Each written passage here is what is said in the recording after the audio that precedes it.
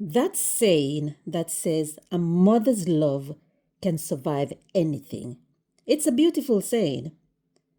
But in reality, is it really true? A mother's love can be deep, it can be selfless and enduring. It can survive hardship, distance, for example, if the children are living away from home, even mistakes. But it can also be tested and strained, and in tragic cases, shattered by betrayal or harm. What happens when that love is met with betrayal? This is a true story of a beloved and devoted African mother, Leticia, who left her homeland in Africa and journeyed all the way to the UK with dreams of a brighter future for her children.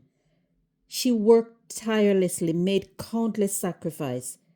She has built a life in the UK. But one day, everything, everything changed. A tragedy unfolded, a tragedy that no one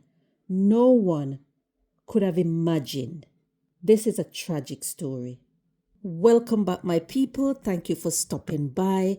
And if this is your first time stumbling across this channel, welcome, welcome. I would love to have your company. My name is Joy, and we share real stories on this channel, real experiences of immigrants in the diaspora, stories to inform you, not to scare anyone, stories to inform you, because as they say, knowledge is power and it starts with information. So if that's something you're interested in, please subscribe to the channel, turn on that notification so you won't miss the video. Now let's just dive into this very tragic story. So this lady, Leticia was only 52 years old. She have two children, two sons, who she worked hard to take care of. She had high hopes for her children, like most parents, but specifically immigrant parents, immigrants who traveled across the world, leave their homeland, gave up everything. Some of them sold everything, all their belongings, struggled, trying to find a better life for their children.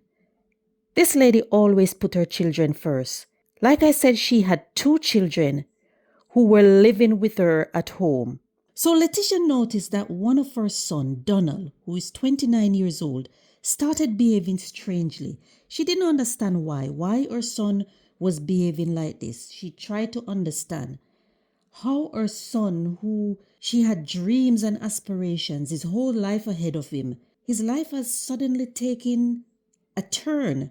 Leticia was concerned, like any mom, most mom would be. She was concerned. She didn't know what was going on. So she started speaking to pastor, explaining to pastor what was going on. She was speaking to family members. They were all suggesting, oh, pray for him, pray for him. Some suggested, get him some help. Leticia was really concerned about her son's behavior. She noticed that her son's life has changed to a point where she didn't even recognize her own child. He was like a different person. His brother also was living at home. He was also concerned about the change in his brother's behavior. And he said to him, look, bro, mom, I'm worried about you. Why don't you seek some help? Get some professional help. Talk to someone. Donald said, no. Don't be worried. Why are you worried? I'm okay. I'm fine. But on this day, this tragic day, it is said that Leticia and her son had a disagreement in the house. After the disagreement, Leticia, she went to sleep. Her other son was also in the house. He was in another room sleeping. So they had a disagreement and Leticia went to sleep. What happened when she went to sleep? You will be shocked. In her home is supposed to be a place of safety, the safest place for anyone. But when Leticia went to sleep, her son took a turn for the worse and he killed his mom. Yes, her son, Donald, he killed his mom. In her house, while she was sleeping, while his brother was sleeping in the other room, did not know what was happening. So according to the reports, Police was called to a disturbance at the address and they had to force their way into the house. So apparently the doors were locked. The son was still inside the house. The mom was hit several times, unresponsive. So police had to force their way into the house and they were shocked. When they gained access in the house, Leticia was seriously injured, multiple blows to the head, and she was lying unresponsive. Donald was immediately arrested at the scene and charged with attempted murder. Few days later, Leticia succumbed to her injuries and she died. After that, police now charged Donald Yeboah, with murder. During the investigation, they ordered a psychiatric evaluation on Donald, and it was found that mental illness played a major role in this young man's action. The authorities wanted to charge him with murder so that he could get the maximum sentence because they couldn't understand how can a young man kill his own mom. So that was what the authorities wanted. But because of the mental health issues, they didn't get what they wanted. Sadly, Donald Yeboah was found guilty of taking his mother's life, and he will be going to prison for a very long time. Although he wasn't charged with murder, he was charged with manslaughter. Let me know what your views are about this story. Leave me some comments. What is going on in our communities? A few days ago, I did a video that will be coming up soon about a 14-year-old who took the life of both his parents. 14 years old. Please share this video, share this story so that every parents, grandparents, guardians can watch and take lessons from this. Today, more people than ever are struggling, and some of them silently struggling with mental health problems. And the numbers are rising at an alarming rate. Parents, grandparents, guardians, we need to be alert, observant, and vigilant. Inform ourselves so that we can recognize early signs of mental health problems in our young people and know when and where to seek help. Notice when there are changes in your children, your grandchildren.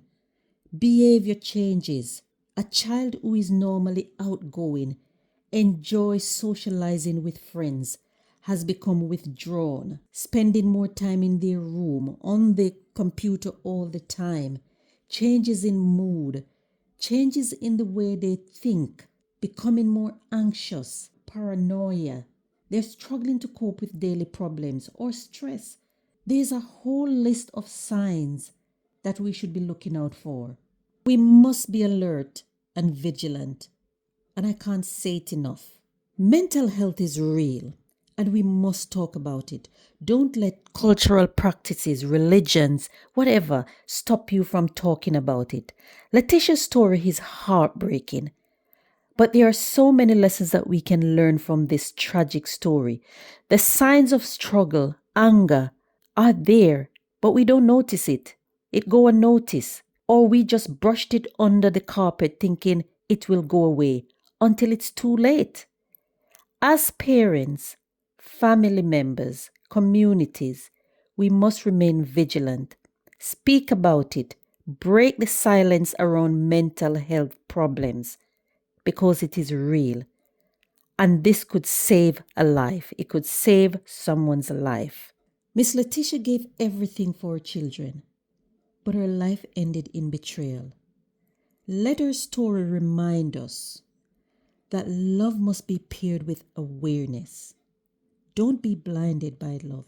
Don't let love cloud your eyes so you can't see what is happening. Our thoughts go out to Leticia's family. May God give them the strength at this difficult time. and may your soul rest in perfect peace. Don't forget to share and subscribe. Turn on that notification so you don't miss the next video. Thanks again, guys, and I'll catch you in the next one.